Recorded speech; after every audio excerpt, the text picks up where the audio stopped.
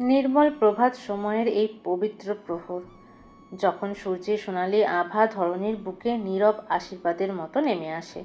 শিশির ভেজা ঘাসের ডগায় ঝুলে থাকা স্বচ্ছ কণাগুলো যেন ক্ষুদ্র ক্ষুদ্র নক্ষত্র হয়ে ঝলমল করছে। বাতাসে মৃদু কুসুম গন্ধ, আকাশ নীলের গভীরতায় বিস্তৃত, আর দূরের বৃক্ষরাজি রোদের কোমল স্পর্শে যেন ধীরে ধীরে জেগে উঠছে। কিন্তু এই শান্তির আবরণ ভেদ করেই হঠাৎ ছিন্ন ভিন্ন হয়ে ওঠে এক করুণ আর্তনাদ, যেন শান্ত স্রোতের বুকে আচমকা আছড়ে পড়া বজ্রাঘাত। তূর্ণার নিদ্রিত দেহটা হঠাৎই প্রবল ছটফটানিতে কেঁপে ওঠে। তার শ্বাস প্রশ্বাস দ্রুত, বিশৃঙ্খলভাবে ওঠানামা করছে, যেন বক্ষ গহ্বরের অন্তঃস্থলে বায়ু নিজেই বন্দিতে হাহাকার করছে।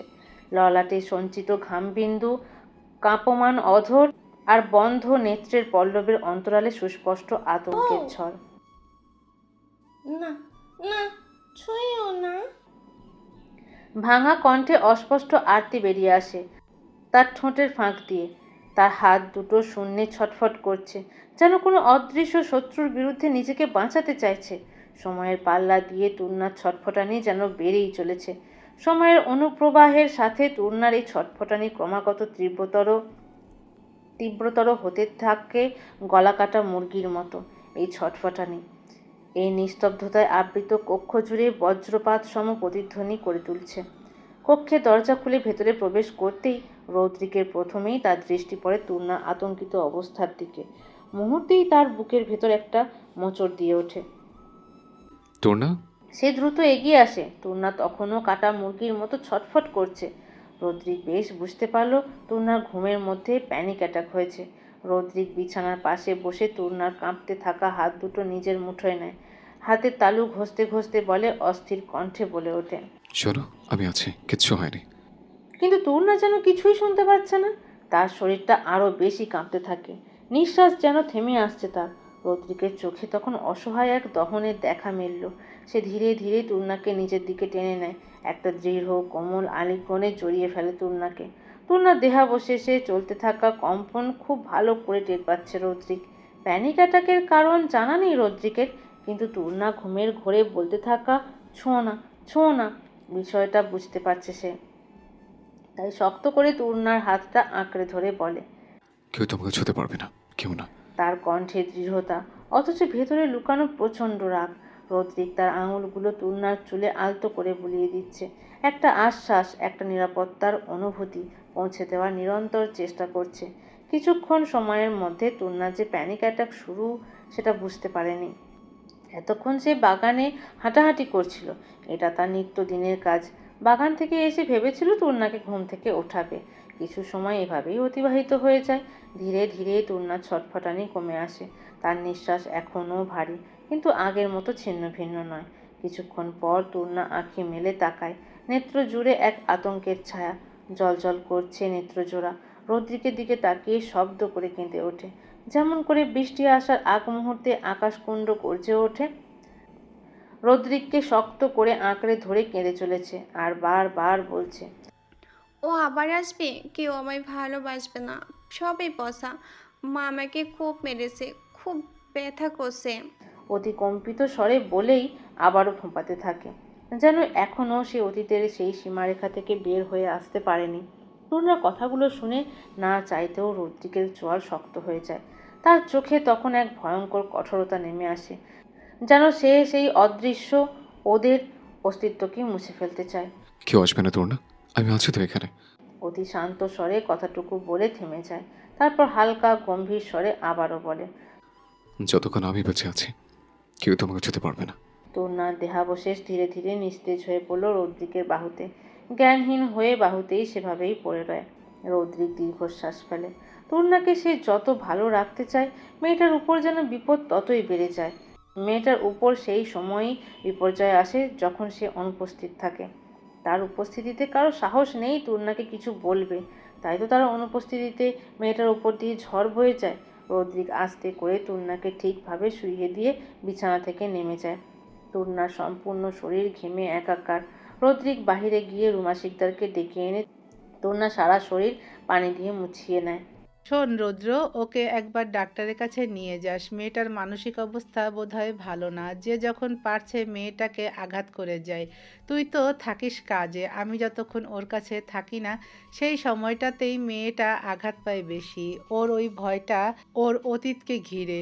ওই বাড়িতে মেয়েটার ওপর বেশ অত্যাচার করা হতো, সারা গায়ে কালচে দাগ দিয়ে ভরা। রুমা শিকদারের কথা শুনে না চাইতেও রদ্রিকের গাম্ভীর্যের ঠাসা মুখশ্রী শক্ত হয়ে আসে।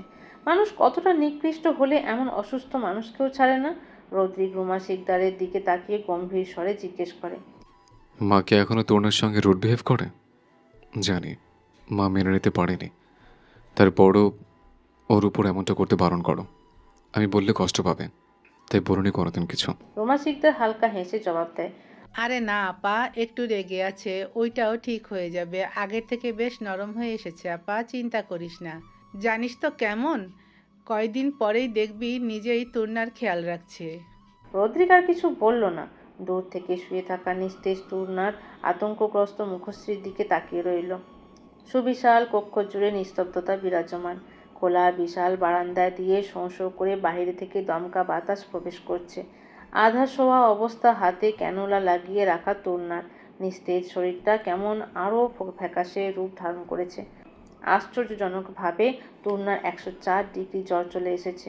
শরীরে আরও নানান সমস্যার কারণে স্যালাইন দিতে হয়েছে।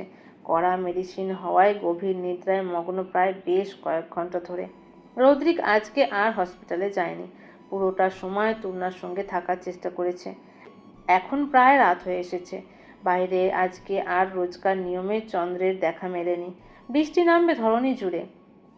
রোদেলাও আজকে সারাদিন তূর্ণার কাছে আসতে পারেনি, কিন্তু এখন দেখা করার জন্য পাগল হয়ে উঠেছে মেয়েটা। তাই রোদেলাকে নিয়ে আস্তে করে রুমে আসে। তখনও তূর্ণা নিদ্রামগ্ন। রোদেলাকে বিছানায় নামিয়ে দেওয়া মাত্রই সে এগিয়ে গিয়ে তূর্ণার মাথার কাছে বসে পড়ে। ছোট্ট ছোট্ট নরম হাত দ্বারা তূর্ণার সমগ্র মুখশ্রীতে হাত বুলিয়ে দিচ্ছে। রোদেলা তূর্ণার মাথায় হাত রেখে আধো আধো বুলি আওড়ালো, মা, মা, মা, একটু, একটু, রোদল, রোদটাল যাতে। রোদে ডাকে না শোনা, তুমি দেখা করো, মা অসুস্থ। রোদেলা জল জল চোখে রদ্রিকের দিকে তাকিয়ে ঠোঁট উল্টিয়ে বলে, মা, উঠে না, উঠে না, মা, আদর, মা, আদর। বলেই ছোট্ট ছোট্ট হাত দিয়ে জড়িয়ে ধরে তূর্ণার গলা। তূর্ণা হালকা তন্দ্রাচ্ছন্ন হলো হয়তো। কিছু সময় পর তূর্ণা সম্পূর্ণ জাগ্রত হলো। পিটপিট করে চোখ মেলে তাকাতেই রোদেলার আদুরে মুখখানি চোখে পড়ে সর্বপ্রথম। তূর্ণার মস্তিষ্ক এখন সম্পূর্ণ ফাঁকা। চারিদিকের কিছুই তার বুঝে আসছে না। চতুর্দিকে চোখ ঘুরিয়ে সবটা দেখে নিল সে। তারপর আবারও রোদেলার দিকে তাকালো। তূর্ণাকে চোখ মেলে তাকাতে দেখে রোদেলা খুশি হয়ে যায়। তূর্ণার বুকে মাথা রেখে অভিমানী স্বরে বলে, মা তুই দিলে। তূর্ণা তখনও কিছুই বুঝছে না। রৌদ্রিকের তূর্ণার অবস্থাটা বুঝতে পেরে রোদেলার দিকে তাকিয়ে বলে, রোদ অসুস্থ সে, একটু পর যা বলো বলো শোনা। রোদেলা কথা শুনল না। সে তূর্ণার সঙ্গে মিশে রইল।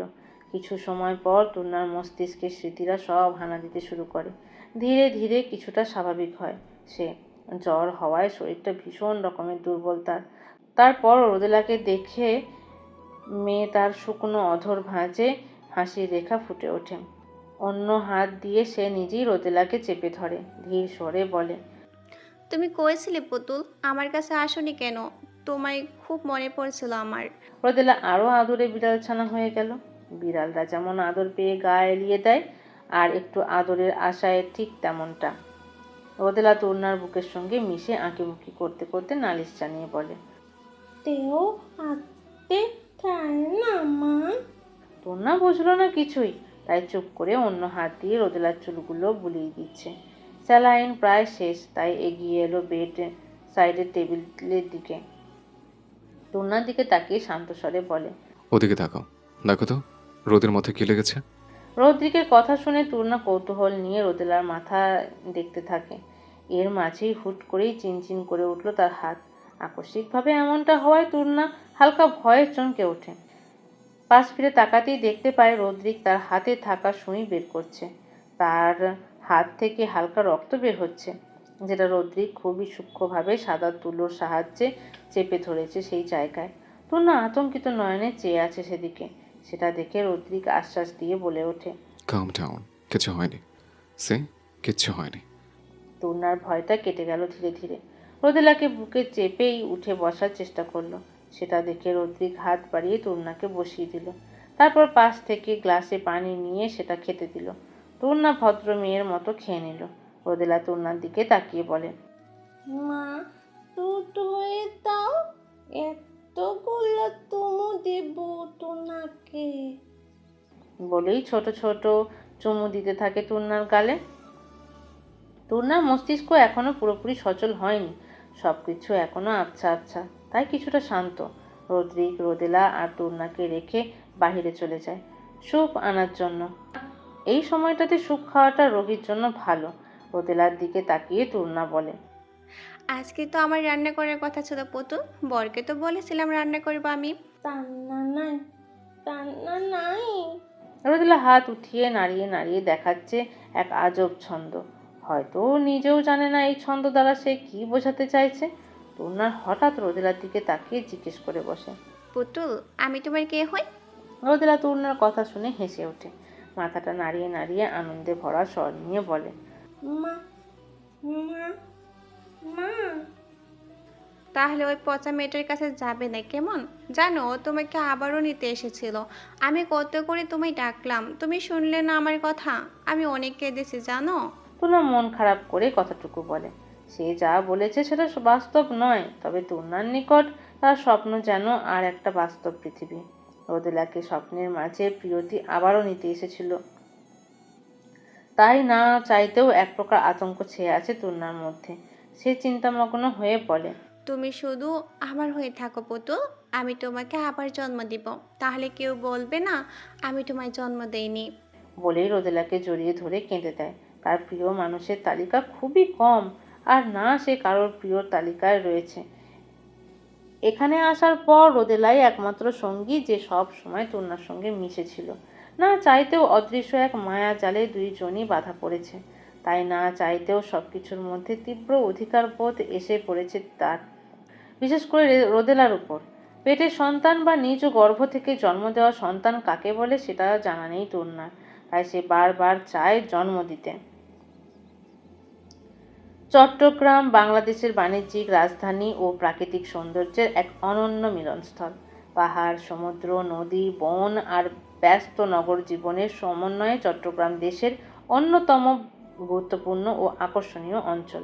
ইতিহাসের পাতায় যেমন চট্টগ্রামের গুরুত্ব অপরিসীম, তেমনি বর্তমানেও এটি অর্থনীতি, পর্যটন ও সংস্কৃতির কেন্দ্রবিন্দু। প্রাকৃতিক সৌন্দর্যে ঘেরা এই চট্টগ্রামে এসেছে আজ নিয়ে 5 দিন হলো ইরার। এখানে আসা হতে ঘোরাঘুরিতেই দিন কাটছে তার। জীবনে তার অনেক শখ ছিল বন্ধুদের সঙ্গে এইভাবে ঘোরাঘুরি করবে। ইরা তার বাড়ির খবর জানে না, সে খুব ভালো করেই জানে বাড়িতে তাকে সকলেই খুঁজছে। সে আসার আগে একটা চিঠিও রেখে এসেছে, এখন সেটা দেখেছে কিনা সেটা তার জানা নেই। কতদিন এখানে থাকবে সেটাও জানে না। নতুন জায়গা হওয়ায় বেশ বেগ পেতে হয়েছে তাদের, কিন্তু নীলা থাকায় তেমন সমস্যা হয়নি। আজকেও নিয়ম করে ঘুরতে এসেছে তারা। মোট 5 জন বেড়াতে এসেছে তারা। তারা আজকে ডিসি হিলে বেড়াতে এসেছে, কালকে পতেঙ্গা সমুদ্র সৈকতে যাবে। ইরার পরনে বাতাসি রঙের একখানা ইরার পরনে বাতাসি রঙের একখানা চুড়িদার, হাত জুড়ে কালো কাঁচের চুড়ি। কিছুক্ষণ আগেই এই চুড়িগুলো রাস্তার ধার থেকে কিনেছে। শুধু সে না, মরিয়ম, নীলা 3 জনেই কিনেছে। আন্টি আমাকে ফোন দিয়েছিল রাতে, তোর কথা জিজ্ঞাসা করছিল। আমি তো বলিনি কিছু, কিন্তু মনে হচ্ছে বিশ্বাস করেননি আন্টি। নীলার কথা শুনে ইরা বিরক্ত হয়ে গেল। ইরা পালানোর পর তার সকল বন্ধু মহলের ফোনে হামলা চালিয়েছে তার পরিবার। দিক, যা বলেছি বলতে তাই বলবি। এখন আর বাড়িতে ফিরবো না, গেলেই বাস খাবো উত্তম মধ্যম। হুট করে মরিয়ম বলে ওঠে, কে রে, রূপা নাকি বাড়িতে ফিরে এসেছে? সৈকতের সঙ্গে পরে বিয়েটা হয়নি? শালা বাটপার, ওকেই অক্কা দিয়ে আরেকজনকে বিয়ে করেছে। ওরে বারণ করছিলাম কতবার, কিন্তু না, ওর তো করাই লাগবে ওর সাথে প্রেম। ওর যার সাথে বিয়ে ঠিক হয়েছিল লোকটা কিন্তু বেশ দেখতে, আমার আঙ্কেলের সার্জন ছিল।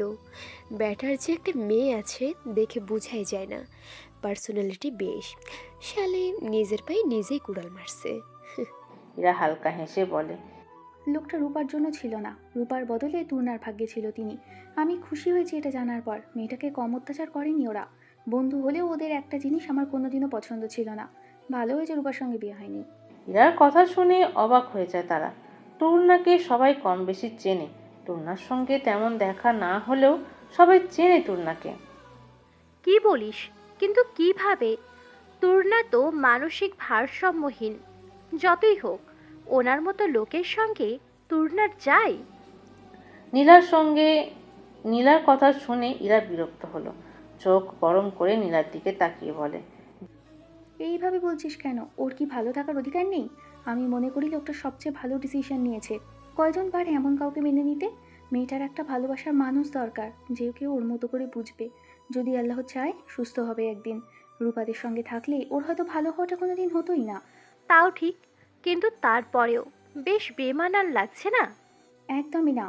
কিছু জিনিস, বেমানান জিনিস আমাদের জীবনে এসে এক নতুন সৌন্দর্যের প্রতীক হয়ে ওঠে। দিগন্ত জুড়ে সোনালি আলোর ছড়াছড়ি।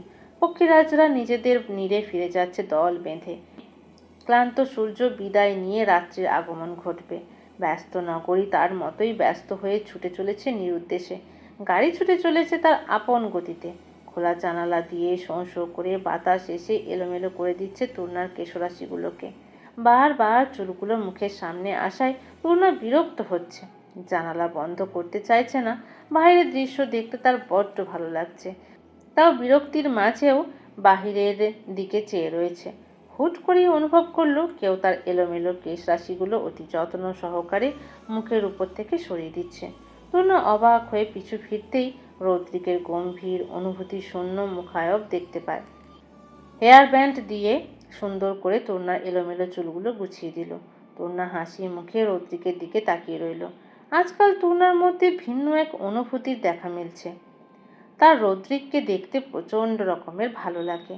রৌদ্রিক যখন বাড়িতে থাকে না, সে রৌদ্রিকের বাড়িতে আসার প্রহর গুনতে থাকে। আজকাল তার কেমন জানি বউ বউ সাজতে ইচ্ছে করে। রৌদ্রিক যখন ছোট ছোট বিষয়গুলো খেয়াল করে, তখন না চাইতেও তূর্ণার অন্তঃকরণে প্রজাপতিরা ডানা মেলে উড়ে বেড়ায়। তাই তূর্ণা ইচ্ছে করে আজকাল অগোছালো হয়ে থাকে। সে অগোছালো হয়ে থাকলে রৌদ্রিক সুন্দরভাবে তাকে নিজ হাতে গুছিয়ে দেয়। তূর্ণার মনে হুট করেই একটা প্রশ্ন জাগলো। জানা নেই এই প্রশ্ন জাগার মানে। তূর্ণা তার নিষ্পাপ চাতক ভরা নয়ন রৌদ্রিকের দিকে তাক করে জিজ্ঞেস করে, আমি আপনার কে হই বল? তূর্ণার হঠাৎ এমন প্রশ্ন রৌদ্রিক ড্রাইভ করার মাঝে তূর্ণাকে দেখে নেয়। তূর্ণার মুখশ্রী জুড়ে কৌতূহলের হাতছানি। কিছু সময় অতিবাহিত হয়ে গেল নিস্তব্ধতায়। রৌদ্রিক তূর্ণার দিকে তার পূর্ণ দৃষ্টি নিক্ষেপ করে। অতি শান্ত স্বরে বলে, তুমি আমার কে? এই প্রশ্নের উত্তর আমার জানা নেই, তবে মানুষের জীবনে কিছু অস্তিত্ব থাকে যার কোনো নাম হয় না। তুমি আমার ঠিক সেই নামহীন অস্তিত্ব। তূর্ণা রৌদ্রিকের এত কঠিন কথার মানে বুঝল না। তাই মনটা খারাপ হয়ে গেল। অধৈর্যরা ছোট বাচ্চার মতো উল্টিয়ে অভিমানী স্বরে বলে, কেন জানেন না বল? আমি আপনার কে? আপনি আমার বড় হলে আমি আপনার বউ, এটাও জানেন না আপনি? রৌদ্রিক হালকা বাঁকা হাসলো। তাকে দেখে বোঝা গেল না আসলেই সে হাসলো নাকি না। তাকে হাসতে দেখা যায় না সব সময়। কেমন নিস্তব্ধতায় ঘেরা এক মানব। আমার বউ যেহেতু জানো, তাহলে জিজ্ঞেস করছো কেন? আপনি তো আমায় আমায় আদর করেন না। টিভিতে তো দেখেছি হিরো কি সুন্দর তার বউকে আদর করে। টিভিতে এসব দেখো? আদর মানে বোঝো? আদর খায় না মাথায় দেয়। তূর্ণার নাকের পাটা ফুলিয়ে বলে, আপনি আদরও চিনেন না বর? হিরো তার বউকে এতগুলো চুমু দেয়, আপনি তো আমায় চুমু দেন না। আদর মানে চুমু? তোমাকে কে বললো চুমু মানে আদর করা? আর কি কি অকালচার জিনিস জেনেছো টিভি থেকে? ভ্রু কুঁচকিয়ে জিজ্ঞেস করে সে। ইস, আমি সব জানি। চুমু দিলে পুতুল আবারও আমার পেটে আসবে, আর আমি পুতুলকে জন্ম দিব। আপনি আমায় চুমু দিবেন, ঠিক আছে বর? তূর্ণার এমন কথায় রৌদ্রিক কী উত্তর দেওয়া উচিত সেটা সত্যিই তার জানা নেই। তূর্ণা এমন আজগুবি কথা শুনে রাগ হবে নাকি খুশি হবে? তূর্ণাকে নিয়ে ডক্টর নীরবের কাছে চেক আপের জন্য গিয়েছে। টুনার অবস্থা এখনও তেমন পরিবর্তন হয়নি, তবে ধীরে ধীরে কিছুটা পরিবর্তন আসছে তার মধ্যে। আজকে নিয়ে 3 মাস পূর্ণ হলো তাদের বিয়ে। সময় কতটা দ্রুত চলে যায়। কয়েকদিন আগেই তূর্ণা তার জীবনে এসেছে, অথচ দিন যাচ্ছে, মেয়েটা তার অভ্যাসে পরিণত হচ্ছে। তূর্ণার ছোট ছোট সব কিছুর অভ্যাস হয়ে গেল। নাম না জানা এক অস্তিত্ব হয়ে তার অন্তঃকরণে জায়গা করে নিয়েছে তূর্ণা। রদ্রিক শান্ত চোখে হাস্যোজ্জ্বল তূর্ণার দিকে তাকালো। মেয়েটা আবারও বাইরের দৃশ্য দেখাতে মগ্ন হয়ে গেছে। প্রখর দিবালোকে আজ ধরণী যেন এক প্রাচীন মহাকাব্যের দীপ্ত অধ্যায় হয়ে উঠেছে।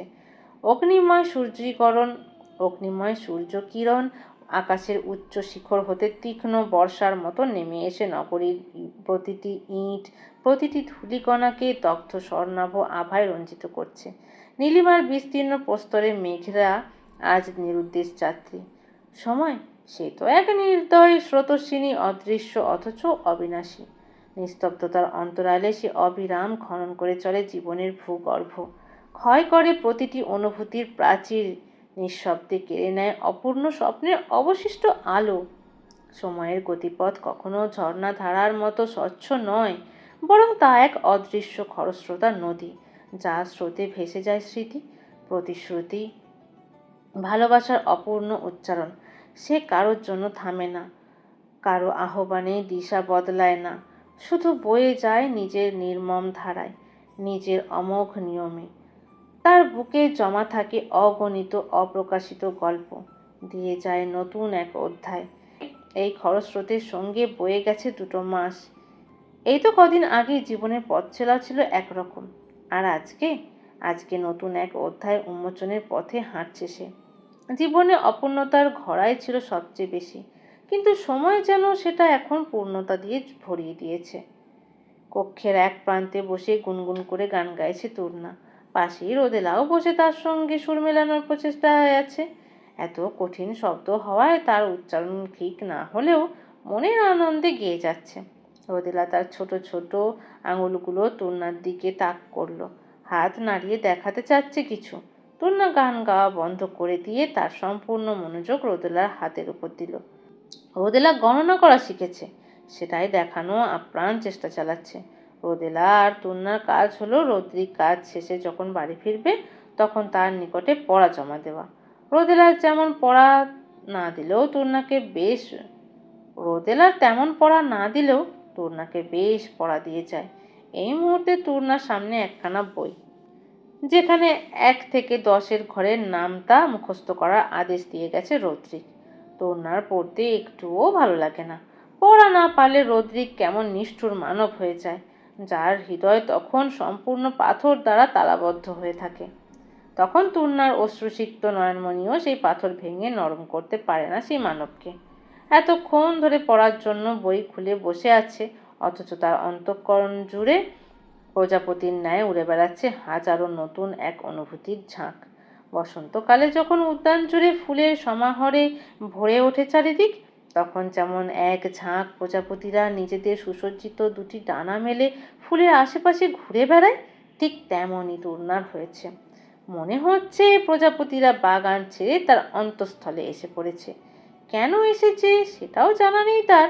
রোদেলা তূর্ণার দিকে তাকিয়ে হাসি হাসি মুখ করে বলে, মা, আতাল তোলে দিতে এত দুধ, তিল, তাল, তাঁত, চাই আর তাই না। রোদেলার কথা শুনে তূর্ণার অবুঝের মতো অধৈর্যরা উল্টিয়ে ফেলে। সে এবারও রোদেলা সম্পূর্ণ কথা বুঝতে অক্ষম। এটা বললে রোদেলা মনটা কি বিষাদে ভরে উঠবে। তাই তূর্ণা সেটা না বলে সে নিজেও হেসে রোদেলাকে আরো উৎসাহ দিয়ে বলে, ওয়াও পুতুল, খুব ভালো হয়েছে, কিন্তু আমার যে হচ্ছে না, বদ্য এলে আবারও বকা দিবে আমায়। তূর্ণার কথা শুনে রোদেলারও মন খারাপ হয়। পড়া না পারলে তার পাপা তাকে কিছু না বললেও তূর্ণাকে ছাড় দেয় না। এমনটা নয় যে রদ্রিক তূর্ণার সঙ্গে বাজে ব্যবহার করে। পড়া না পারলে রোদেলা বা রদ্রিক কেউই তার সঙ্গে কথা বলে না, নীরবে তার পাশ কাটিয়ে চলে যায়। তখন না চাইতেও তূর্ণার ব্যাকুল মনটা ছটফট করে ওঠে। চন্দ্র যেমন সূর্যের আলো ছাড়া পৃথিবীকে তার আলোক রশ্মি দিয়ে কৃষ্ণবর্ণ নীলিমা আলোকিত করতে পারে না, নিস্তব্ধতায় ঘেরা অন্ধকারকে, তেমনি রদ্রিক আর রোদেলা যখন তূর্ণার সঙ্গে কথা বলা বন্ধ করে দেয়, তখন না চাইতেও তূর্ণা ব্যাকুল হয়ে ওঠে, ছটফট করে এই মানুষ দুটির সঙ্গ পাওয়ার জন্য। রদ্রিক আর রোদেলার নীরবতায় সবচেয়ে বড় শান্তি হয় তূর্ণার জন্য। তাই তূর্ণা সব সময় চেষ্টা করে রদ্রিক যেটা পড়া দেয় সেটা সম্পূর্ণ করে দেওয়ার। পল পল মা, পল বেটি বেটি পল। রোদেলার এই কথাটুকু বুঝতে সক্ষম সে। তার পুতুলও তাকে তার পাপার সঙ্গে মিলে জোর করে পড়ায়। তূর্ণা নাক মুখ খুঁচকিয়ে বিষণ্ণতায় ভরা গলায় বলে, তুমিও বোর্ডের টিমে চলে গেছো পুতুল, আমায় একটু ভালোবাসো না আর। তূর্ণার কথা শুনে রোদেলা টেবিলের উপর বসে থাকায় সে তূর্ণার দিকে ঝুঁকে তার গ্রীবাদেশে তার ছোট হাত আদুরে হাত দ্বারা আঁকড়ে ধরে। তারপরও আদুরে বিড়াল ছানার মতো তূর্ণার নিকটে মাথা নাড়িয়ে আধো স্বরে বলে, মা ভালোবাসি, একটু একটু ভালোবাসি মা। রোদেলার কথা শুনে তূর্ণার মনটা ভালো হয়ে গেল। হাত বাড়িয়ে রোদেলাকে নিজের সঙ্গে মিশিয়ে নিয়ে আসে। রোদেলার ললাটে আছড়ে পড়া বেবি হেয়ারগুলো অতি যত্ন সহকারে সরিয়ে নেয়। রোদেলা যেন আরও আদুরে বিড়াল ছানা হয়ে উঠল।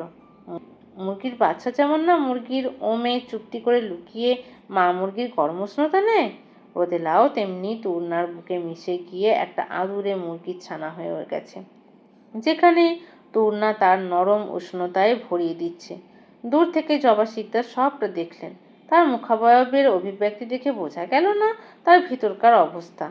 হাতে তার রোদেলার ধুয়ে দেওয়া জামা।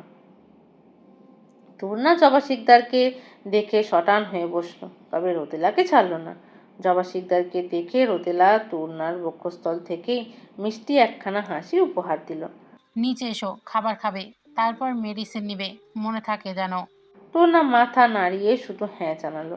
জবা শিকদার তাকে আর আগের মতো বকা দেয় না, তবে হালকা পাতলা শাসন করে, যার জন্য এখনো হালকা ভয় পায় সে জবা শিকদারকে। নিস্তরঙ্গ রাত্রির কৃষ্ণপটে আজ আঁকা হয়েছে এক বিষণ্ণ মহাকাব্য। গভীর অন্ধকার যেন আকাশের বুক চিরে ছড়িয়ে পড়া এক অব্যক্ত শোক গাঁথা, যেখানে নক্ষত্রেরা নিভৃত শোকের প্রদীপ হয়ে দূরত্বে জ্বলছে নিস্তেজ আলোয়। চন্দ্রলোক আজ মলিন, যেন কোনো অব্যক্ত অনুশোচনার ভারে ক্লান্ত হয়ে পড়েছে তার রূপালী দীপ্তি।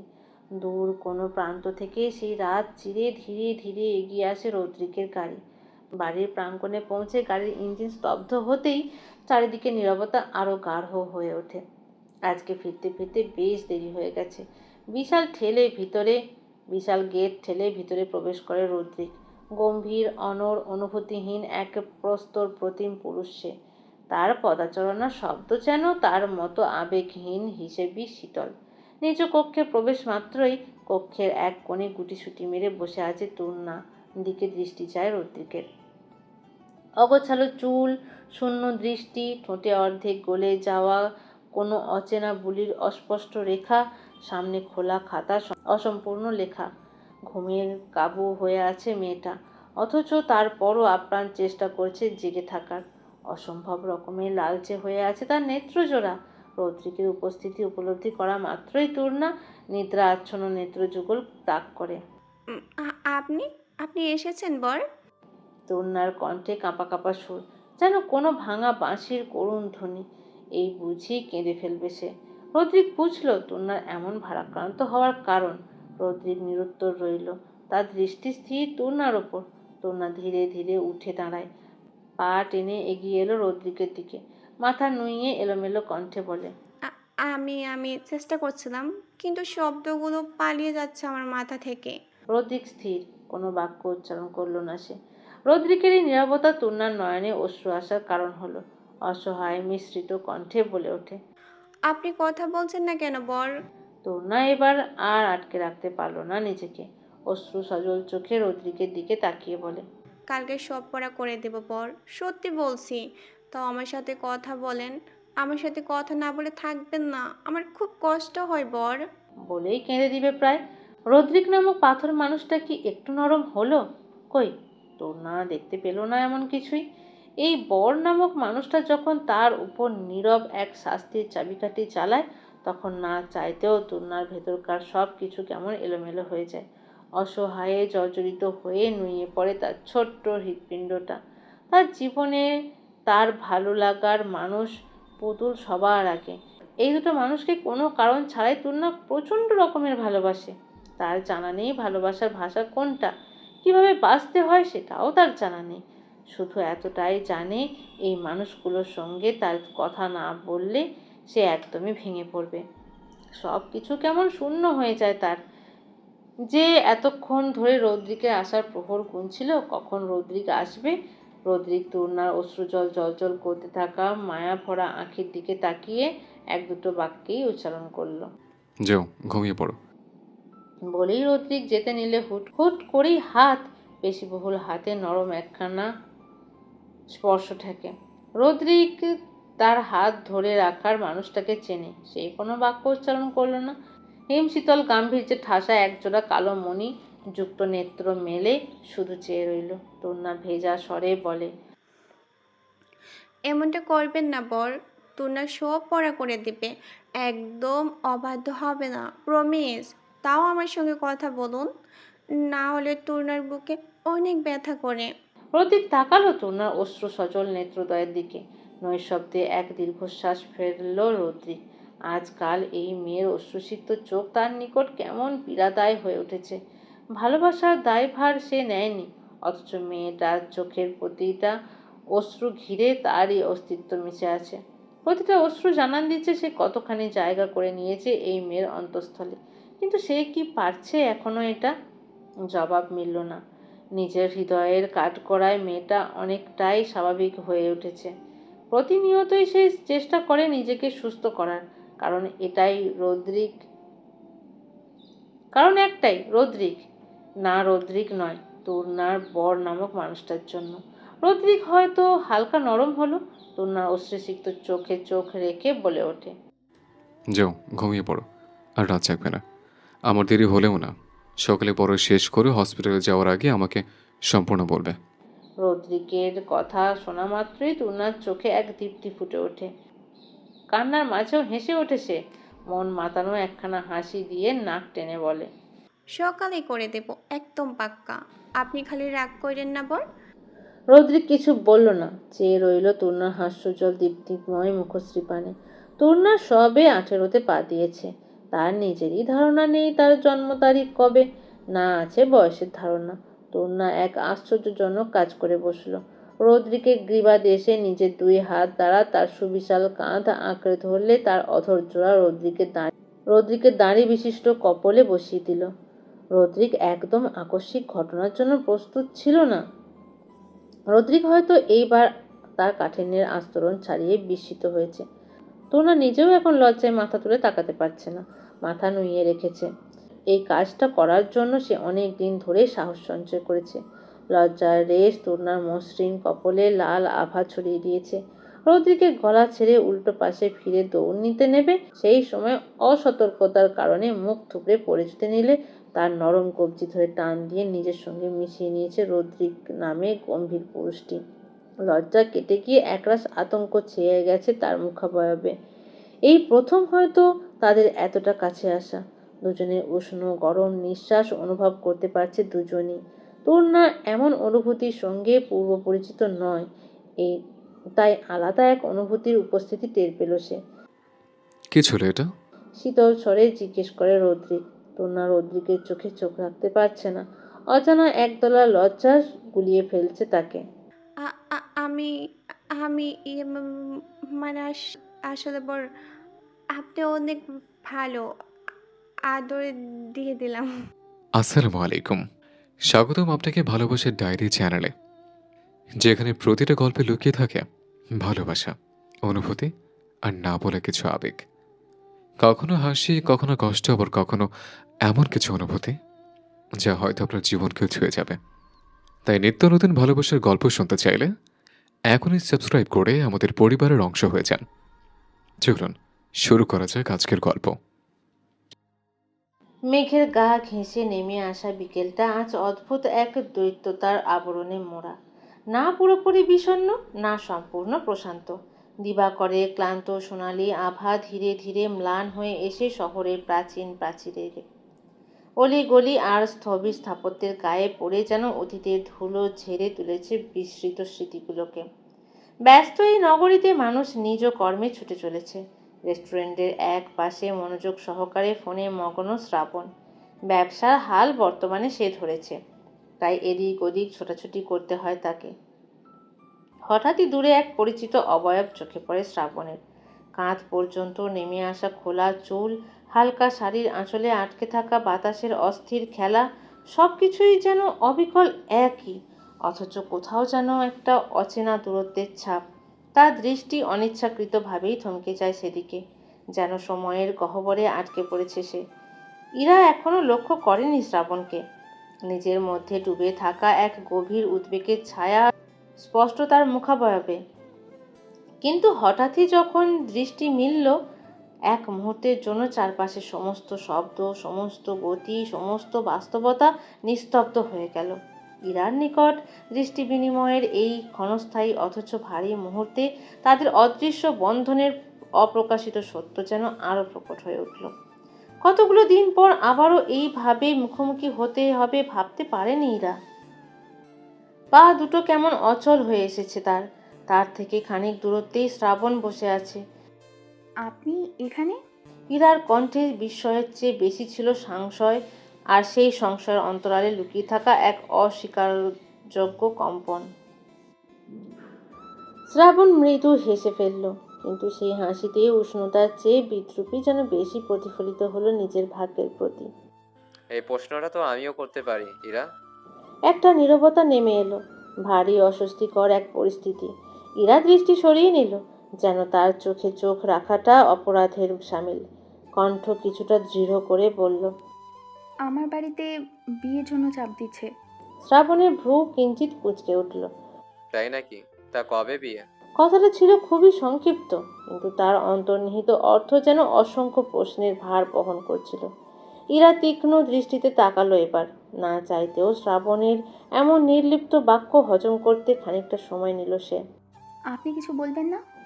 শ্রাবণ কয়েক সেকেন্ড চুপ করে রইল, তারপর ধীর ভারী স্বরে বলে, কি বলবো?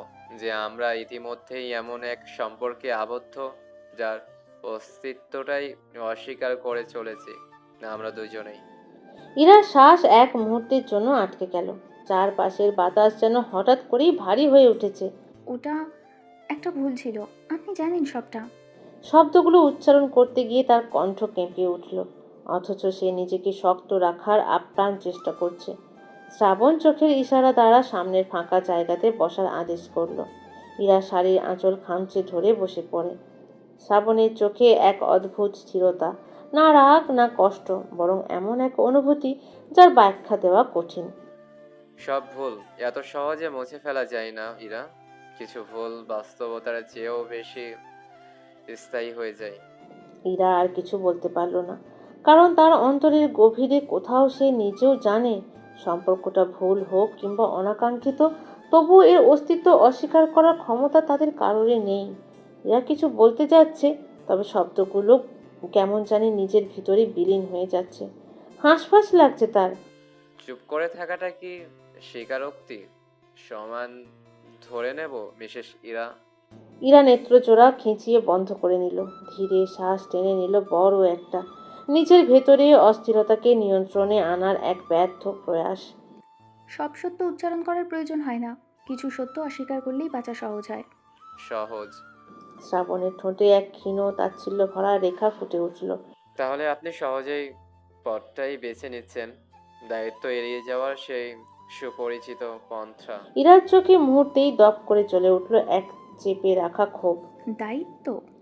তার কণ্ঠ এবার আর নরম থাকলো না, বরং ধারালো হয়ে উঠল প্রতিটি শব্দ। একটা আকস্মিক, অপ্রস্তুত, অবিবেচিত সিদ্ধান্তকে আপনি দায়িত্বের অভিধানে ফেলছেন, যেটার জন্য আমরা কেউই প্রস্তুত ছিলাম না। শ্রাবণ কয়েক সেকেন্ড নীরব রইল। কিছু সময় অতিবাহিত হওয়ার পর শ্রাবণ ধীর গম্ভীর স্বরে বলে, প্রস্তুতি না থাকলেও কি বাস্তবতা অস্বীকার করা যায়? আপনি হয়তো যেটাকে ভুল বলছেন, কিন্তু আইন, সমাজ সবকিছু সেটাকে অন্য নামে চেনে, ইরা। ইরা হালকা মাথা নাড়ল, যেন এই যুক্তি সে বহুবার নিজের মধ্যেই খণ্ডন করেছে। একটা তিক্ত হাসি ফুটে উঠল তার ঠোঁটে। যে সমাজের কাছে আমরা এখনও অপরিচিত, তাদের স্বীকৃতি বা অস্বীকৃতির কি মূল্য আছে এখানে? আমার পরিবার জানে না, আপনার পরিবার জানে না, তাহলে এই সম্পর্কের অস্তিত্বটাই কোথায়? শ্রাবণ এবার এক ধাপ এগিয়ে এলো, টেবিলের উপর তার বলিষ্ঠ হাতখানা বেশ জোরেই রাখলো। সে এতটাই কাছাকাছি যে ইরা শ্বাস প্রশ্বাসের সূক্ষ্ম ওঠানামা অনুভব করতে পারছে। তাহলে আপনার বিয়ে হবে নাকি হবে সেটা আমাকে কেন জানাচ্ছেন? I am to you that you are telling me all this and did to after so long. Ira চোখ নামিয়ে নিল। তার আঙুলগুলো অস্থিরভাবে জড়িয়ে আছে একে অপরের সঙ্গে, যেন নিজের ভেতরে দ্বন্দ্বকে বেঁধে রাখতে চাইছে। অতি নিকটে আসা শ্রাবণকে এখন প্রচণ্ড ভয়ানক লাগছে তার নিকট। ফর্সা মুখশ্রী কেমন ক্রোধে লালচে বর্ণ ধারণ করেছে। জানি না। শব্দগুলো খুবই নিচু স্বরে বের হলো। আবারও ধীর নিচু ভীতু স্বরে বলে, আমি এই অনিশ্চয়তার মধ্যে বাঁচতে পারবো না শ্রাবণ। বাড়িতে প্রতিদিন নতুন নতুন প্রস্তাব আসছে, প্রত্যাশার বোঝা দিন দিন ভারী হচ্ছে। আমি আর পালিয়ে বেড়াতে পারছি না। শ্রাবণের দৃষ্টি কঠিন হয়ে উঠল। তাহলে আপনি কি চান ইরা? ইরা কিছুক্ষণ চুপ করে রইল।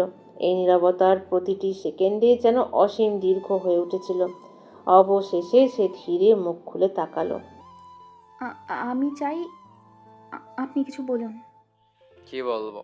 অবশেষে সে ধীরে মুখ তুলে তাকালো। শ্রাবণের স্বর এবার নিম্ন, গভীর, অন্তর্নিহিত চাপা বিস্ফোরণের পূর্বাভাস যেন। নিজের জায়গায় ভাবশীল ভাবে বসে পড়ে শ্রাবণ। তার তির্যক দৃষ্টি সামনে শাড়ি পরিহিত ইরার উপর নিবন্ধন। ইরা ঠোঁট কামড়ে ধরল, তারপর ধীরে স্পষ্ট বলল, এই সম্পর্কটা রাখার মতো কোনো কারণ আছে কিনা সেটাই জানতে চাই। শ্রাবণ শান্ত নদীর মতো ইরার অস্থিরতায় ভরা মুখপানে চেয়ে রইল অবলীলায়। শ্রাবণ ইরার মুখপানে চেয়ে থেকে সাবলীলভাবে বলে ওঠে, কারণ থাকলে কি এই অস্তিত্বহীন সম্পর্কের নাম হবে সমাজে? আপনি শুরুতেই বলেছেন ইরা আপনি এই সম্পর্কে মানেন না, তাহলে আজ এত অস্থিরতা কেন এই অস্তিত্বহীন সম্পর্ক নিয়ে? বারবার অস্তিত্বহীন সম্পর্ক শব্দটা শুনতে শুনতে ইরার কর্ণকুহর কেমন জ্বালা ধরে গেল। মস্তিষ্কে নিষেধাজ্ঞা থাকা সত্ত্বেও অন্তঃস্থলে জ্বলতে থাকা জ্বলন্ত প্রদীপের মতো এক দাবানল মুখ ফসকিয়ে উচ্চারণ করল, আপনি আমার স্বামী শ্রাবণ। তখন যাই বলি না কেন, বিয়েটা তো মিথ্যা হয়ে যাবে না আমাদের? আর আপনিও জানেন স্বামী জীবিত থাকা অবস্থায় অন্যত্র বিয়ে করা হারাম। আপনি কিছু করছেন না কেন? আমার কি কিছু করার কথা ইরা? নির্লিপ্ত স্বরে সে বলে উঠল শ্রাবণ। ইরা যেন কেঁদে দিবে প্রায়। অশ্রু এসে হানা দিয়েছে তার নেত্রকোণে। ঠোঁট কামড়ে সেটা আটকানোর চেষ্টা করলো। শ্রাবণ ইরার অশ্রুসিক্ত চোখে চোখ রেখে জিজ্ঞেস করে, কাঁদছেন কেন ইরা? আপনি তো চেয়েছিলেন এই সম্পর্কর ইতি টানতে, অজানা হয়ে থাকতে, তাহলে আজকে আপনার চোখে অশ্রু আসার কারণটা কি? আপনি কিছু করবেন না তাহলে? ঠিক আছে, আমিও তাহলে বিয়ে করে নেব।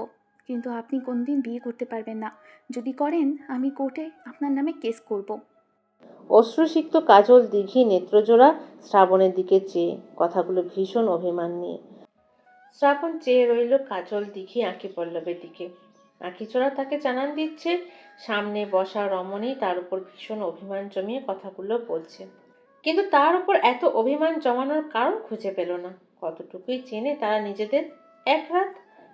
এক রাত অবধি তাদের চেনা জানার হালখাতা তাদের। তবু ওই রমণীকে দেখে মনে হচ্ছে সামনে বসা শ্রাবণকে সে কত জনম ধরে চেনে। শত বছরের মান অভিমানের সম্পর্ক তাদের। শ্রাবণের ওষ্ঠপুটে অদ্ভুতভাবে হালকা বাঁকা একখানা হাসির রেখা ফুটে উঠল। বিয়ে না হয় করলাম না, তাহলে আপনার সঙ্গে পরকীয়ার শুরু করব কি বলেন? যেহেতু বিয়ে করাতে কেশ খেয়ে হবে, এর চেয়ে ভালো প্রেমিকা নিয়ে বাকি জীবনটা কাটাবো। ইরা যেন আরো ক্রোধে ফেঁপে উঠল। ফর্সা মুখশ্রীতে শোভা পাচ্ছে লাল রঞ্জক। হাত দ্বারা ভিজে ওঠা নেত্রকোণ মুছে নিয়ে বলে, সেটাও করতে পারবেন না। পরনারী নিষিদ্ধ আপনার জন্য। থাকুন, আমি বিয়ে করে হানিমুনে গিয়ে ভিডিও কল দেব। কথাটুকু শেষ করা মাত্রই অতি তেজ নিয়ে উঠে গেল ইরা। পড়ে রইল শ্রাবণ। কি সাংঘাতিক মেয়ে, তাকে হুমকি দিয়ে যাচ্ছে, তাও আবার হানিমুনের মতো বিষয় নিয়ে। শ্রাবণের অষ্টপুটের হাসির রেখাটা আরও চওড়া হলো। শাড়ি পরিহিত এক শিল্পের হাতে আঁকা নিপুণ সৌন্দর্যে ঘেরা নারীর যাওয়ার পানে চেয়ে রইল যত দূর অবধি দেখা গেল। গধূলির নিঃশব্দ অবক্ষয়ে আলো আর আঁধারের মধ্যবর্তী এক অনির্ধারিত সীমারেখা। পক্ষীরাজরা নীরের পথে। শিকদার বাড়িটা খানিকটা নিরিবিলি জায়গায়, যার ফলে আশেপাশের কোনো প্রকার গাড়ি কিংবা অন্য কিছুর শব্দ কমই শোনা যায়। বাড়ি থেকে কিছুটা দূরে হাঁটলে সুবিশাল এক মাঠের মতো খোলা জায়গা। সেখানটায় দাঁড়িয়ে আছে দুজন, রদ্রিক এবং তূর্ণা। পৃথিবী যেন ওই ক্ষণিক বিরতিতে নিঃশ্বাস আটকে রেখেছে, আর সেই থমকে থাকা সময়ের ভাঁজে জমাট বেঁধেছিল এক অজ্ঞেয় সম্পর্কের অপ্রকাশিত ব্যঞ্জনা। তূর্ণা মাটিতে বসে আছে, দুহাত দিয়ে শুকনো ঘাস ছিঁড়ে ছিঁড়ে অদ্ভুত এক নিষ্ঠায় সাজাচ্ছে। রৌদ্রিকের নিকট হঠাৎ বায়না তার বাহিরে যাবে, তাই সেই আবদার রাখতেই বাহিরে আসা তাদের। দুপুরেই বাড়িতে ফিরে এসেছে সে। পুরোটা সময় রোদেলা আর তূর্ণার সঙ্গেই কেটেছে। আগে তার অবসর সময়ের সঙ্গী ছিল রোদেলা, আর এখন আর একজন যোগ হয়েছে, দুজন হয়ে গেছে। তূর্ণার চোখে সেই চিরচেনা অস্থিরতা, কখনো শিশুসুলভ, কখনো সম্পূর্ণ অপরিচিত এক জগতের বাসিন্দা যেন। হঠাৎই সে মাথা তুলে তাকালো রৌদ্রিকের দিকে, এমন এক দৃষ্টিতে যেন প্রশ্ন নেই, তবু উত্তর খোঁজার অদম্য তৃষ্ণা আছে। রৌদ্রিক দাঁড়িয়েছিল তার থেকে কিছুটা দূরে, এক নিস্পৃহ নির্লিপ্ততার আবরণে নিজেকে মুড়ে। তার মুখাবয়বে কোনো আবেগের রেখা স্পষ্ট নয়, যেন অনুভূতিগুলো বহু পূর্বেই নির্বাসনে পাঠানো হয়েছে। তবু তূর্ণার দিকে তাকালে তার দৃষ্টি অদ্ভুতভাবে নরম হয়ে আসে, যদিও সে নিজেই তা উপলব্ধি করতে অক্ষম। দেখো। তূর্ণা হঠাৎ হাত বাড়িয়ে বলল, শিশুর মতো উচ্ছ্বাসে ভরা ভারী কণ্ঠে বলে। আমি একটা ঘর বানিয়েছি। তার ছিঁড়ে রাখা ঘাসের টুকরোগুলো জোড়া দিয়ে বানানো সেই অদ্ভুত কাঠামোর দিকে রৌদ্রিক কিছুক্ষণ তাকিয়ে রইল। কোনো অর্থ নেই, কোনো গঠনগত শৃঙ্খলা নেই, তবু তূর্ণার চোখে সেটাই যেন এক পরিপূর্ণ পৃথিবী। রৌদ্রিক ধীরে ধীরে এগিয়ে এলো, হাঁটু গেড়ে বসে পড়ল তার পাশে। তার আঙুলগুলো সামান্য এগিয়ে এসে ছুঁয়ে দিল সেই ভঙ্গুর ঘরের প্রান্ত। তূর্ণা অনেকটাই সুস্থ হয়ে উঠেছে, আগের থেকে আরো অনেকটা বুঝদার হয়ে উঠেছে, তবে সম্পূর্ণ নিয়ামক হওয়ার মতো নয় কিছু জিনিস। তেমনটা তূর্ণারও সে আর 5টা মানুষের মতো জীবনযাপন করতে পারলেও সম্পূর্ণ আর 5টা মানুষের মতো হয়ে যাবে না। তবে যতটুকুই হোক রদ্রিক এতেই খুশি। তূর্ণার রদ্রিকের শান্ত উর্মিমালার মতো হয়ে আছে। তূর্ণা সেদিকে তাকিয়ে বলে ওঠে, আপনাকে আমার ভীষণ পছন্দ বর। এই একটি মাত্র বাক্য যেন কোথাও গিয়ে আঘাত করলো রৌদ্রিকের অন্তরের গভীরতম স্তরে, যেখানে সে নিজেও কখনো প্রবেশ করেনি। এক অদ্ভুত নীরবতা তাকে গ্রাস করলো। তার যুক্তিবাদী মন এই বাক্যের অর্থ খুঁজে পেতে ব্যর্থ হলো, কিন্তু তার ভেতরে অচেনা কোনো অংশ নিঃশব্দে কেঁপে উঠল। তূর্ণা ধীরে ধীরে তার হাত বাড়িয়ে রৌদ্রিকের আঙুল চেপে ধরল। স্পষ্ট ছিল, নিখাদ, অপ্রশ্নিত, কোনো হিসেব নিকেশহীন, যেন সে এই মানুষটিকে নিজের জগতের একমাত্র নির্ভরতা হিসেবে স্বীকার করে নিয়েছে বহু আগেই। রদ্রিক চমকালো না, হাত সরিয়েও নিল না, বরং এক অদ্ভুত দ্বিধায় স্থির হয়ে রইল। তার ভেতরে কোনো ভালোবাসা নেই, সে জানে, অন্তত সে তাই বিশ্বাস করে এসেছে।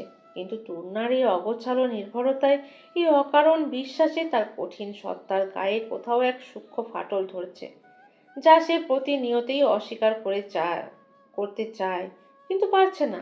গোধূলির লগ্নের সময় এক নির্মল দমকা হাওয়া এসে সব কিছু কিন্তু শীতলতায় ভরিয়ে দিল। হয়তো তারা চাইছে দুটি মানব মন কাছে আসুক, সরে যাক এক অদৃশ্য এক দূরত্বের মায়াজাল। প্রকৃতির এই নির্মল হাওয়ায় তূর্ণার এলোমেলো চুলগুলো উড়ে এসে ছুঁয়ে গেল রৌদ্রিকের গাল। সে অবচেতনভাবে হাত বাড়িয়ে চুলগুলো সরিয়ে দিল। স্পর্শটি ছিল অত্যন্ত সতর্ক, যেন সে সামনে থাকা অতি কোমল সত্তাকে আঘাত করতে ভয় পাচ্ছে। তূর্ণা মৃদু হেসে উঠল, অদ্ভুত একটা নির্ভার অথচ গভীর হাসি, যেখানে কোনো জটিলতা নেই, শুধু আছে অনুভবের সরল স্বীকৃতি। রৌদ্রিক স্থির দৃষ্টিতে তাকিয়ে রইল সেই হাসির দিকে। জীবনের পথ চলা অনেকটাই বাকি তার, আর তার না হলেও তরুণার পথ চলার পথ অনেকটাই দীর্ঘ। তার সঙ্গে মানিয়ে নিতে পারবে কিনা সেটাও জানা নেই। সম্পর্কটার সূচনাতেই দায়িত্ব নামক বাক্য দিয়েই শুরু। এর উপসংহার কেমন হওয়া উচিত জানা নেই তার। সীমাহীন অনুভূতি পাহাড় থাকলেও সে সেটা প্রকাশে বরাবরই ব্যর্থ। তার ভালোবাসা মানে নীরবতা, আর নীরবতার ভাষা সকলেই বুঝতে সক্ষম হয় না। সে না চাইতেও না বুঝেও এই অদ্ভুত সম্পর্কের মধ্যে জড়িয়ে পড়ছে ধীরে ধীরে, অনিবার্যভাবে। প্রভাতের অরুণাভ আভা ধীরে ধীরে রাত্রির অবসান রেখাকে বিলীন করে যখন আকাশপটে নিজস্ব আধিপত্য বিস্তার করে, তখন যেন সৃষ্টির প্রতিটি অণু পরমাণু নবজাগরণের নিঃশব্দ ঘোষণায় শিহরিত হয়ে ওঠে। পূর্বাকাশে রক্তিম আলো ছড়িয়ে পড়েছে এক অলৌকিক মায়াজাল বিস্তার করে, যেন সূর্য নিজের কোমল আঙুলের স্পর্শে নিদ্রিত পৃথিবীকে সস্নেহে জাগিয়ে তুলেছে। শিশির সিক্ত ঘাসের ডগায় ঝুলে থাকা ক্ষুদ্র জলবিন্দুগুলো প্রভাত রশ্মির স্পর্শে হীরকখণ্ডের ন্যায় দীপ্তিমান হয়ে উঠেছে। আর মৃদু মন্দ বাতাসে ভেসে আসছে এক অপার্থিব সতেজতার সুগন্ধ, যা মানব মনের গভীরে প্রশান্তির এক নিঃশব্দ তরঙ্গ সঞ্চার করে। এই অনিন্দ প্রভাতেই শিকদার বাড়ি যেন এক ভিন্ন উন্মাদনায় সজীব হয়ে উঠেছে। অন্দরমহলের প্রতিটি কোণে বাস্তবতার ছাপ স্পষ্ট। কেউ রঙিন ফিতা ঝুলাচ্ছে, কেউ বা ফুলের মালা গেঁথে সাজিয়ে তুলছে প্রবেশদ্বারে। কারণ আজ এক বিশেষ দিন, রোদেলার ৩য় জন্মদিন। আর ৫টা দিনের মতোই কিন্তু এই দিনে ধরণীর কোল জুড়ে আসা মানুষটার জন্য এত আয়োজন। ৩ বছরের ক্ষুদ্র জীবনের পরিধি যদিও অতি সামান্য, তবুও এই অল্প সময়েই সে শিকদার পরিবারের প্রতিটি হৃদয়ে নিজের জন্য এক অমোচনীয় আসন নির্মাণ করে নিয়েছে। তার অট্টহাসি, অস্পষ্ট উচ্চারণে বলা ভাঙা ভাঙা শব্দগুলো যেন এই বিশাল বাড়ির নীরবতা ভেঙে সুরের মূর্ছনা হয়ে প্রতিধ্বনিত হয়। বাড়ির বড় ছেলের একমাত্র রতন, একমাত্র আদুরে ছানাও বলা যায়। বহু বছর পর রোদেলার বাচ্চা সুলভ স্বরের মূর্ছনায় ভরে উঠেছে শিকদার বাড়ি। তাই না চাইতেও সকলের চোখের মনি সে। আর তার এই বিশেষ দিনে আয়োজন হবে না, সেটা কি করে হয়? বিত্তশালী মানুষ বলে কথা, বাড়ির একমাত্র রাজকন্যার এই বিশেষ দিনে এই আয়োজনও যেন সামান্য। রোদেলা আজ পরেছে হালকা গোলাপি রঙের একটি ফ্রক। তার প্রতিটি ভাঁজে শিশু সুলভ নিষ্পাপতার কোমল ছোঁয়া লুকিয়ে আছে। তার ক্ষুদ্র আর এলোমেলো কেশগুচ্ছর ফাঁক দিয়ে উঁকি দেওয়া উজ্জ্বল চোখ দুটি সব মিলিয়ে যেন এক জীবন্ত পুতুল। মায়া ভরা চোখে এত আয়োজন দেখছে। তারও ছোট্ট মস্তিষ্ক এতটুকু বুঝে গেছে এই আয়োজন শুধুই তার জন্য। এত আয়োজনের মধ্যেও রোদেলা তার সামনে দাঁড়ানো গম্ভীর পাপার দিকে তাকিয়ে আছে। মেয়েকে নিজে তৈরি করেছে, অজানা কারণে রদ্রিকের হৃদয় ভার হয়ে আছে। পিতা মন কেমন আবেগপূর্ণ হয়ে উঠেছে। হয়তো সন্তান বড় হওয়াতে এই আবেগের কারণ। সন্তানরা বড় হলেই পিতামাতার ছায়াতল থেকে দূরে ছোটে। চাইলেও আগের মতো করে আদর করা, শাসন করা সম্ভব নয়। প্রতিটা পিতা মাতারই সন্তান বড় হওয়ায় নিয়ে তাদের মধ্যে এক অজানা জ্বালাতন সৃষ্টি হয়। রদ্রিকেরও ব্যতিক্রম নয়। বাবা মার কাছে সন্তান কোনোদিন বড় হয় না, তবে সন্তানরা বড় হয়ে যায়। কোমল স্বরে উচ্চারিত সেই একটিমাত্র শব্দ যেন রদ্রিকের সমস্ত সত্তাকে আলোড়িত করে তুলল। শীতল নম্র দৃষ্টিতে মেয়ের দিকে তাকালো, ঠিক যেন কোনো পুতুল তার মায়া ভরা আদুরের চক্ষু মেলে চেয়ে আছে রদ্রিকের পানে। রদ্রিক যার কঠোরতা ও গম্ভীরতায় সকলের কাছে ভীতির কারণ, সেই মানুষটি আজ এক ক্ষুদ্র কন্যা শিশুর আহ্বানে সম্পূর্ণরূপে গলে যাওয়া মোমের ন্যায় হয়ে দাঁড়িয়ে আছে। সে ধীরে ধীরে এগিয়ে এসে রোদেলাকে কোলে তুলে নিল। ক্ষুদ্র দুহাত দিয়ে বাবার গলা জড়িয়ে ধরে রোদেলা অকারণেই হাসতে লাগলো। সেই হাসির মধ্যে কোনো জটিলতা নেই কোনো হিসাব, শুধুই নির্মল ভালোবাসার অমলিন প্রকাশ। রদ্রিকের দৃষ্টি স্থির হয়ে রইল তার কন্যার মুখে। এই ছোট্ট প্রাণটাই যেন তার সমস্ত অন্ধকার জীবনের একমাত্র আলোকবর্তিকা। সে কণ্ঠ নিচু করে ফিসফিসিয়ে বলল, তুমি জানো, তুমি না থাকলে পৃথিবীটা আমার কাছে কতটা শূন্য হয়ে যেত। রোদেলা কিছুই বুঝল না, তবুও বাবার গালে নিজের নরম ঠোঁট ছুঁয়ে দিল। একটি চুম্বন যা সমস্ত ভাষার ঊর্ধ্বে। রদ্রিক মেয়ের ছোট্ট মাথাটা নিজের বক্ষস্থলে চেপে ধরল আলতো করে। প্রাণ ভরে এই সময়টা উপভোগ করতে চায় রদ্রিক। কারণ ভবিষ্যতে চাইলেও মেয়েকে এইভাবে নিজের বক্ষস্থলে চেপে ধরতে পারবে না। কোলে নিয়ে হেঁটে হেঁটে ঘুম পাড়াতে পারবে না। চাইলেও মেয়েকে বুকের সঙ্গে জড়িয়ে রাত্রি যাপন করতে পারবে না। এসব ভাবলেই এক আকাশ সমান শূন্যতায় খাঁ খাঁ করে উঠল রৌদ্রিকের অন্তঃস্থল। ইচ্ছে করলো নিজের এই ছোট্ট অংশটুকুকে আজীবনের জন্য এতটুকু রেখে দিতে। তবে সেটা সম্ভব নয়। সময় পার হবে, দূরত্ব বাড়বে, মেয়েকে তো বিয়েও দিতে হবে। এত দূর ভাবতেই রৌদ্রিকের হৃদয়টা আড়ষ্ট হয়ে এলো। ইচ্ছে করলো আর এসব ভাবতে না। হুট করেই তার নজরে এলো দূরে কম্পিত পায়ে হেঁটে আসা তরুণার দিকে। শুভ্রতার বিপরীতে আজ তার পরিধান ছিল গাঢ় লাল আভায় মোড়ানো এক শাড়ি, যার প্রতিটি ভাঁজে যেন রক্তিম সূর্যাস্তের শেষ চুম্বন লেগে আছে। আঁচলটি কাঁধ ছুঁয়ে ধীরে নেমে এসেছে, মেঝের সাথে মিশে গিয়ে সৃষ্টি করেছে এক প্রবাহমান আবরণ, যেন নীরব নদী যা ঢেউ খেলে যাচ্ছে। কোমল দেহাবয়বের প্রতিটি বাঁকে শাড়ির বয়ন যেন নিজেই শিখে নিয়েছে কিভাবে সৌন্দর্যকে শ্রদ্ধা জানাতে হয়। দীঘল কচু বন কেশ আজ যত্নে বাঁধা, তবুও কিছু অবাধ্য গোছা কপালের পাশে নেমে এসে মুখশ্রীকে করছে আরও মায়াবী। কপালের মাঝ বরাবর ক্ষুদ্র রক্তিম টিপ, যেন এক বিন্দু অগ্নিশিখা। আক্ষি পল্লবে কাজলের নিবিড় পরশ, যার গভীরতায় ডুবে গেলে ফেরার পথ থাকবে না। তরুণার অধর যুগলে মৃদু আভা, এক প্রাণবন্ত হাসি। রৌদ্রিক নির্বিকারভাবে দাঁড়িয়ে আছে, অথচ মনে হচ্ছে যেন সময় থমকে গেছে তার চারপাশে।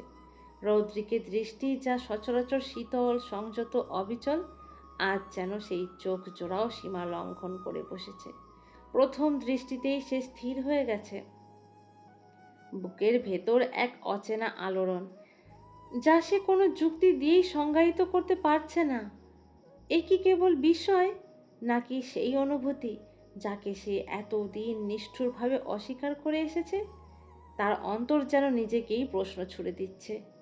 এই যে দৃষ্টির অবাধ্যতা, এই যে হৃদস্পন্দনের অযাচিত তীব্রতা, এগুলো কি কেবলই মুহূর্তের ভ্রম নাকি অন্য কিছু? তার অন্তর হঠাৎ করেই অশান্ত হয়ে উঠল।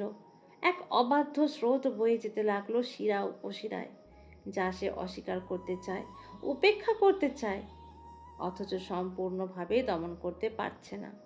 অসম্ভব। নিজের মনে ফিসফিসিয়ে উঠল রৌদ্রিক। এই অনুভূতির কোনো স্থান নেই তার জীবনে। এই কোমলতা, এই আকর্ষণ সবই দুর্বলতা। তার দুর্বলতা মানেই পতন। তখনই তূর্ণা হঠাৎ করেই শিশুসুলভ উচ্ছ্বাসে বলে উঠল, পুতুল, আলো, আমার আলো। সে দ্রুত পায়ে এগিয়ে এলো আর বিনা অনুমতিতেই রোদেলাকে নিজের বুকে টেনে নিল। তার আলিঙ্গনে ছিল এক অদ্ভুত বিশৃঙ্খলা, জোরে আঁকড়ে ধরা, আবার হঠাৎই আলগা করে দেওয়া। তবুও সেই স্পর্শে ছিল এক নির্মল অকৃত্রিম স্নেহের প্রবাহ।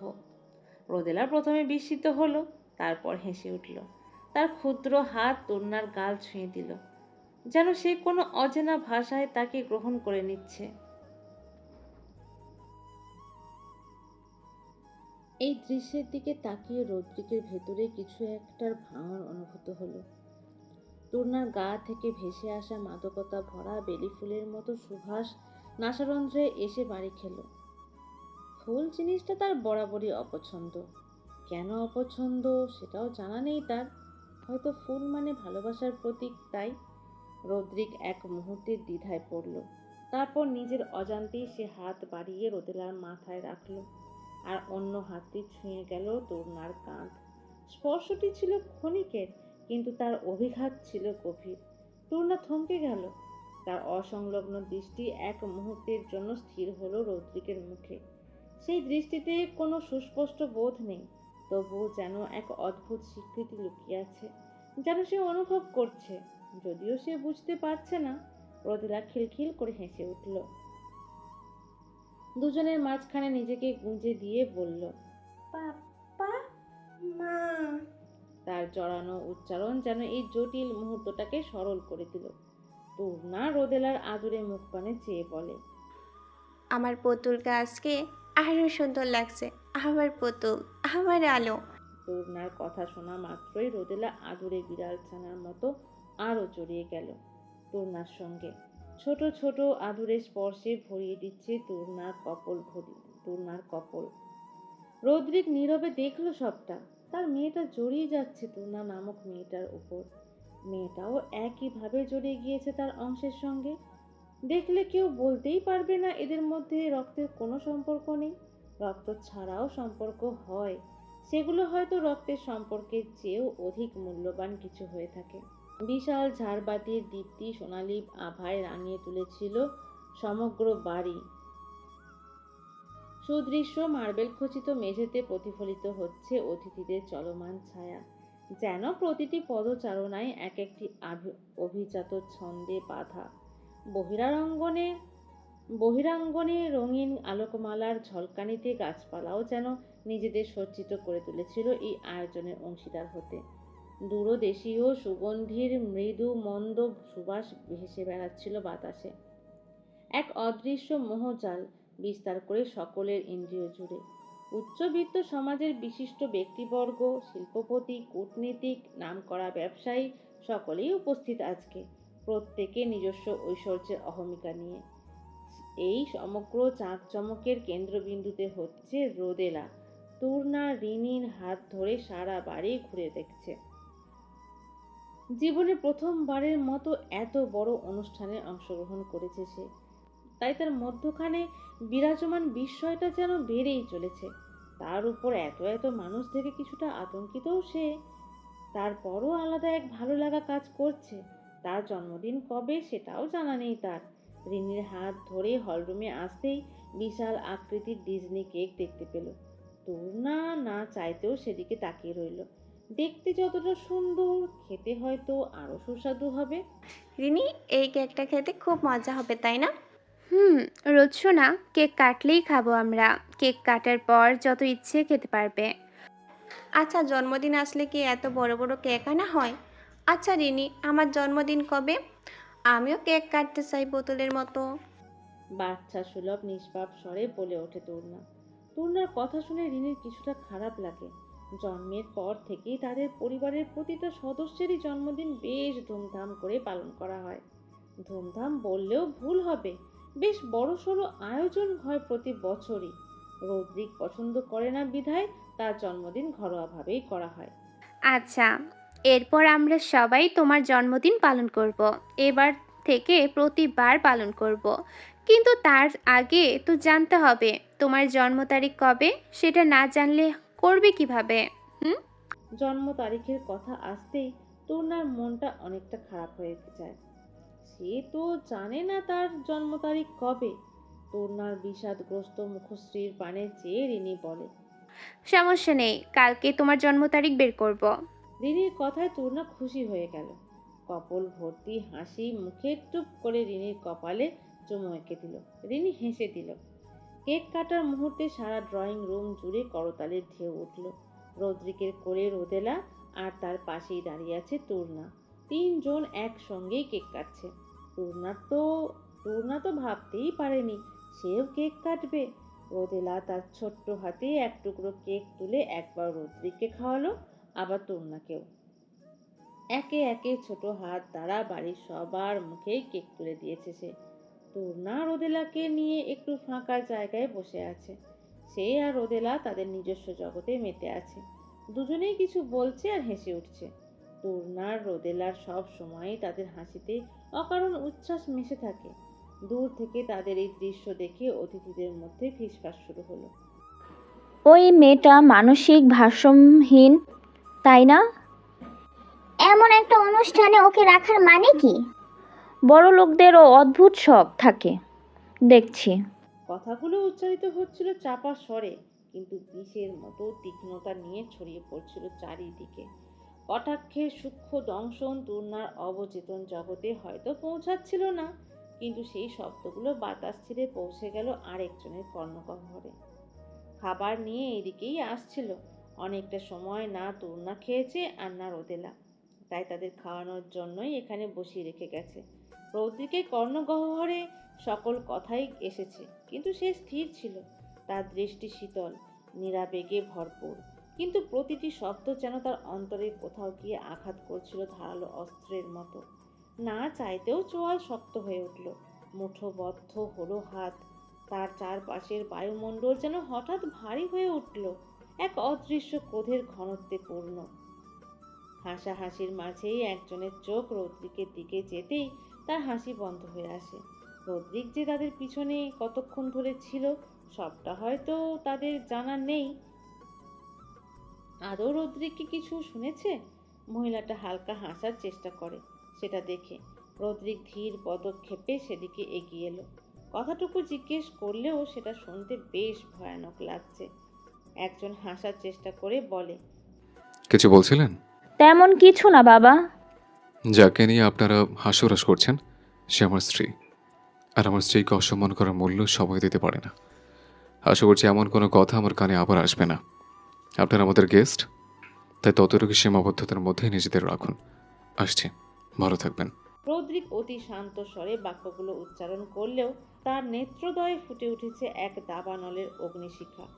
এমন এক শীতল হুমকি মিশেছিল কিছুটা একটা, যা উপস্থিত সকলের শরীরে শিহরণ জাগিয়ে দিয়েছে।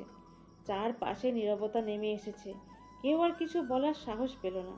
চোখ নামিয়ে নিল সবাই, যেন হঠাৎ করেই তার নিজেদের অবস্থান উপলব্ধি করেছে। রৌদ্রিক কিছুক্ষণ তাদের দিকে তাকিয়ে রইল, তারপর ধীরে ঘুরে দাঁড়ালো। তার দৃষ্টি এবার খুঁজে নিল তূর্ণাকে, যে এখনো নিজের জগতে হারিয়ে আছে, নির্বিকার অবচেতন সেই বিষাক্ত সমস্ত শব্দের প্রতি। তার চোখের কঠোরতা এক মুহূর্তেই নরম হয়ে এলো। ধীর পায়ে তাদের দিকে এগিয়ে গিয়ে নিজ হাতে খাইয়ে দিতে থাকে। আজকাল তূর্ণা তার হাত ছাড়া খেতে চায় না। রৌদ্রিক না করে না তূর্ণার এই সামান্য শখগুলোকে। খুব যত্ন নিয়েই সে তূর্ণার প্রতিটা ইচ্ছে পূরণ করার চেষ্টা করে। রোদেলা আর তূর্ণা বেশ তৃপ্তি নিয়ে খাচ্ছে। আশেপাশে অনেকেই তাকিয়ে আছে এদিকটায়। রৌদ্রিকের এমন রূপ সকলের কাছেই অজানা, তারপরেও সকলের দৃষ্টি বারবার সেদিকেই যাচ্ছে। দূর থেকেই বোঝা যাচ্ছে তারা তিনজন খুবই সুখী একটা পরিবার, যাদের চারপাশ জুড়ে সুখের হাতছানির ছড়াছড়ি।